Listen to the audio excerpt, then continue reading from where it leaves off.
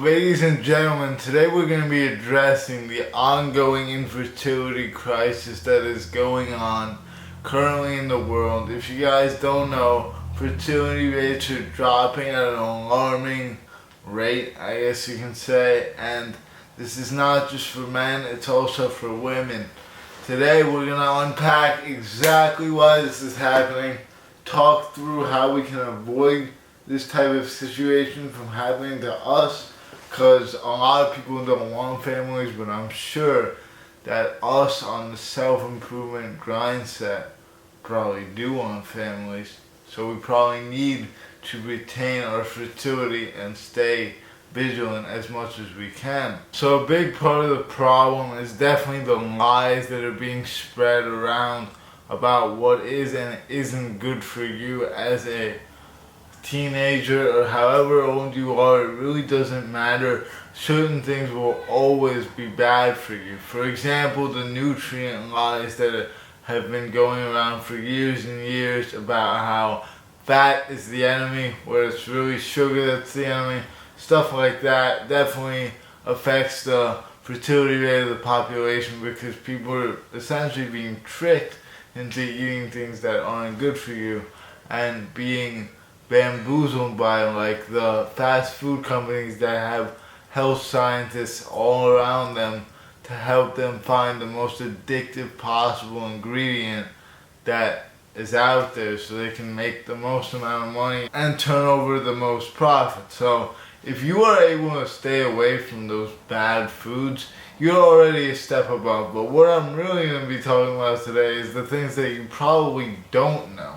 Now, I'm going to be straight up with you guys. I definitely got this video idea from Rob Mulder. I talked about him in a previous video. He's an older self-improvement YouTuber. I think he's about 35, 40 maybe even. And he definitely makes different kind of videos than I do. But I just had to touch on this because I did touch on this topic previously in my video that had to do with the economy and why we're entering a recession. And I basically talked about how the population is flipping. More people are on the older end of the seesaw, and those people are not able to produce, and therefore the GDP of the country falls below what it should be. Kind of like how Japan has been for the last few years, where the old people are much more numerous than the younger ones because of the fertility rates dropping, because people don't want to have kids, and because overall old people can't really work jobs in the same way. Their retirement plans require people to be working, otherwise it doesn't really add up, right? You need people taking their places in order to continue stimulating the same amount of growth as was had previously. And as I'm at college as well, I've realized that no one even wants to have kids, let alone if they even can have kids, because I'm sure that some of them probably can't. And a big part of the fertility problem that we're really going to talk about today is just the state of the world and the things that we interface with every day. For example, sticky surfaces like the ones found on crutches, like the handles for crutches, those lower your testosterone. There's literally chemicals in that plastic that seep into your skin and lower your testosterone levels. Obviously, if you don't have high testosterone, you won't be able to have the right amount of energy to do anything. You can't start a business, you can't go for girls, you can't even be socially accepted with those around you because you don't have the energy to carry yourself and to use your brain, which is obviously very detrimental. You don't want that because then you'll be a weak person. And weak people are something that has been advertised a lot lately. Like, people love to say that being weak is cool and stuff like that. Be happy with the person you are. But if you want to higher your testosterone levels, use your brain, I guess is all I can really say. But yeah, certain materials, like I didn't even know, but two big ones are receipts. Apparently, there's a layer of BPA on receipts that lowers testosterone in men. I've been getting receipts for my whole life, so who knows what the effect was on me.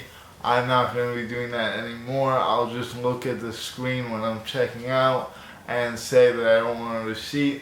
And if you want to do more research on this, look it up. I'm not just making this up. Like, you guys can literally go search it yourselves. Another big one is flip-flops, because of that plasticky material that contains toxins that seep into your feet, into your bloodstream, and lower your test.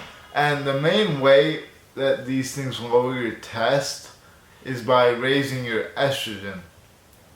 They contain xenoestrogens in their ingredient list and in their materials used that make your hormones go out of whack and kind of create a problem where you have an abundance of estrogen, which causes cancer and other horrible things. If you want a super duper detailed analysis, check out the Bob Mulder video. I'm going to put it in the description down below. It's an absolute must watch, incredible video. And I usually don't really push you guys to watch other videos because I know everyone stumbles upon their own videos that they want to watch. Everyone has their own opinion of things. But he covers really in depth, like everything from mattresses. Like mattresses also make you have lower testosterone, and he goes into studies and stuff. And there really is no way to completely counteract this, obviously, but you just have to kind of limit your exposure to certain things. Like receipts are an easy one to cut out. Mattresses, obviously, a little bit harder. He also does like a really in-depth one on deodorant and how you actually don't need deodorant unless you are either anxious or unhealthy. You don't sweat smelly sweat. You just sweat like a regular man, and that scent is not necessarily bad. So that's definitely an interesting thing that I really didn't know about. That deodorant also lowers your testosterone with the toxic ingredients. And being as that you put it right on your armpits, it definitely seeps through into your bloodstream. It has like a direct access. Obviously, all the medicine that is prescribed in the medical industry, obviously bad. Like, you guys probably know that, but stuff like Advil and all that is labeled as safe, but in the medical field, safe does not mean healthy. Almost no medication out there is actually healthy for you. It's a band-aid for an overwhelmingly bigger problem that will often pop up in another way, and it's kind of like whack-a-mole. When you knock one hamster over, the other one pops out. There will be a repercussion for the constant medical abuse that we've been undergoing as a society, and obviously this thing, which can't be mentioned, is also a big culprit of that. If you look at the ingredient list, there is not one ingredient within that is actually healthy. They're all toxic, and it's a mask, no pun intended, for a bigger problem. If you need injections to feel like you are healthy, you are most likely the issue. And your diet and the way you live your life is probably not healthy enough to be able to sustain regular germs that you encounter, or you've been brainwashed by the media to be very paranoid about your health when maybe you are actually healthy after all. So definitely I'm teaching you guys to be aware, and I think that I'm gonna make the motto of this channel something along the lines of exposing the truth whenever possible. I mean, this channel is solely focused on the truth pretty much, and overall trying to enlighten you guys to the real way the world works. And I'm not saying I know everything, far from it. I just have a very open mind. I'm willing to dig deep into things that most people will be very depressed about, like the fact that sleeping on a mattress makes your testosterone go down. I'm okay with knowing that. It's not going to make me any more or less happy or anything like that. That's just what being strong-minded is. So with that being said, guys, Thank you so much for watching. Take care, and I'll see you all in the next one. Peace.